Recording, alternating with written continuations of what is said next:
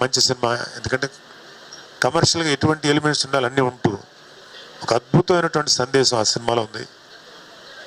ఇది కులాలకి మతాలకి అతీతంగా తీసిన సినిమా. ఎవరైనా వైసీపీ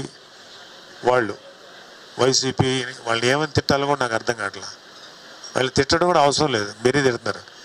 వాళ్ళు చేసే పనికిమాలిన విష ప్రచారాలు నమ్మకండి. వాళ్ళు దీన్ని కూడా ట్రై చేస్తున్నారు, ఎలా దీన్ని బ్యాడ్ చేద్దామని.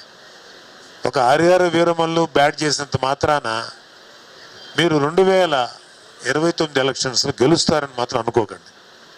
2029 ఆ తర్వాత వచ్చి ఇంకొక 5 ఏళ్ళు గ్యారంటీగా కూటమి ప్రభుత్వమే వస్తుంది.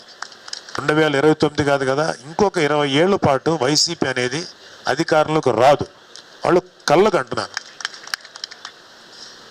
కాకపోతే ప్రతివాడు మైక్ చేతికి ఇచ్చారు కదా, నోటుకు వచ్చినట్టు మాట్లాడుతున్నా వైసీపీ వాళ్ళ గురించి పట్టించుకో.